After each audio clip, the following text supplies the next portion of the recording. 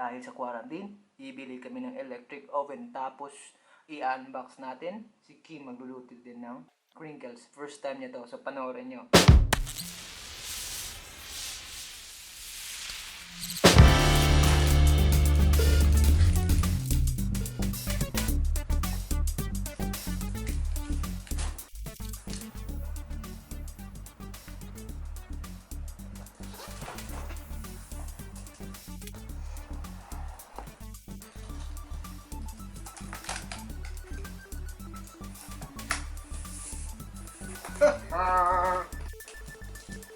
Ma! Oh, naman na yung magluto. Pila man doon ito minutes i-preheat. Oh! Ma!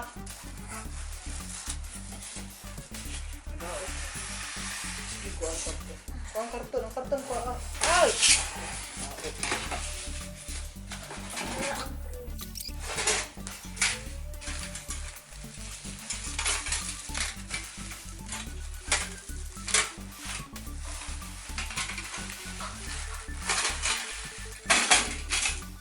Tray niya.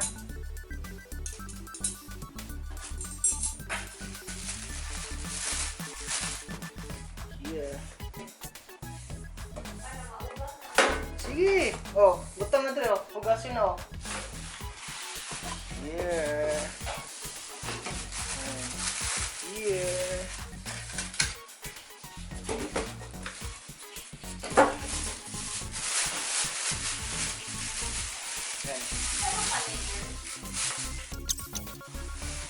Yan.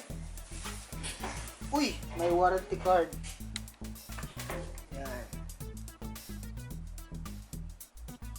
Buttons pa. Power.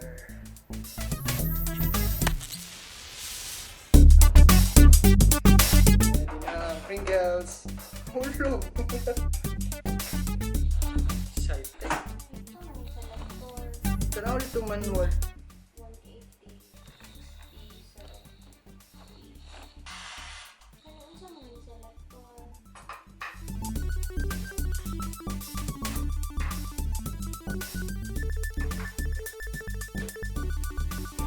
Dito dumating yung oven. Dito na yung Pringles ni Mama. Ready for your adventure.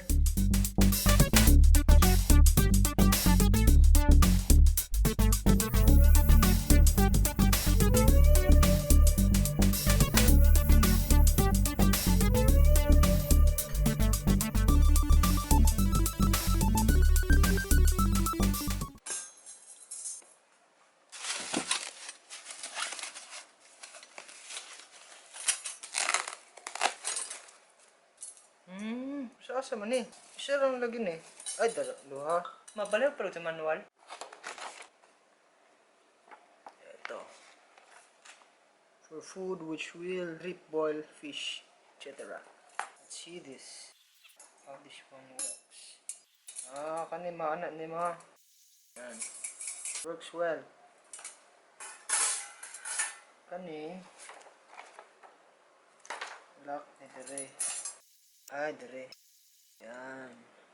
Sa kuha ni siya ma. Rotisserie function. Left, right. Left, right. Ito yung sa right. Ito. Facing inside. Sa loob. Yan. Ito yung saksak sa meat. This. Kalas. That's done.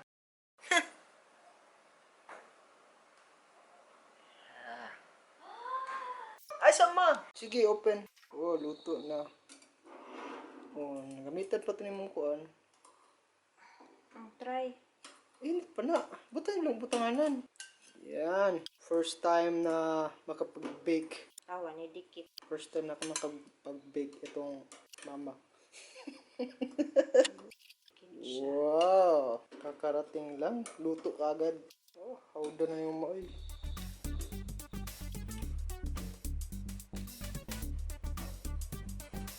Mikit. Siguro pa kuan pabugnawon sa nama. Di ba para di man dikit. Dapat na kay gloves ani.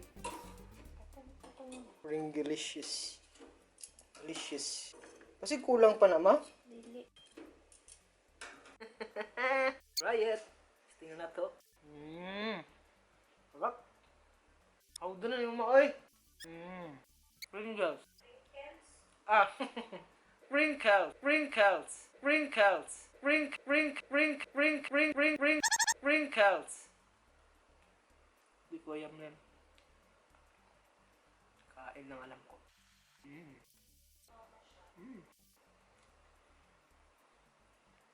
Pwede na ka mag-bakery, ma.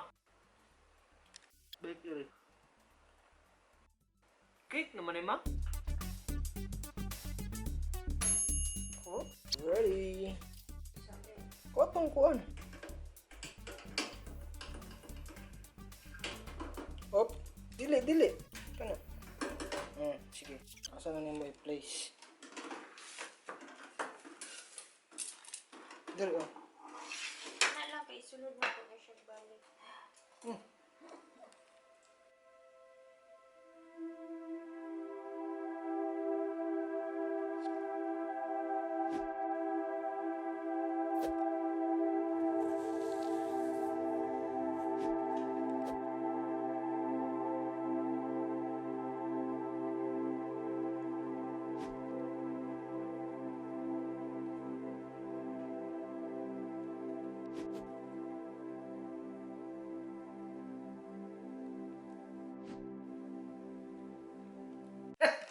Proud na may oven, hindi. Kasi sa time na ngayon nga na mayroon tayong coronavirus, yung asawa ko, o kaming dalawa palagi lang dito sa bahay, sa kwarto. So, nagiging interesado siya sa pag-bake. Kasi noon pa, gusto niya nang mag-bake. Pero ngayon lang namin naisipan kasi dami namin vacant na time. So, yun, bumili kami ng electric oven. Tapos, yun, gusto niya mag-bake. Noon, hindi yan marunong magluto. Pero ngayon, dahil sa coronavirus, yung interest niya sa pag-bake, nagawa niya. So, sa ngayon, sa panahon natin na may coronavirus, pasalamatan natin itong coronavirus kasi may mga positibo din nangyayari sa atin. Ang gagawin lang natin ngayon, kasi wala pang vaccine, so mag-ingat tayo. Yun lang.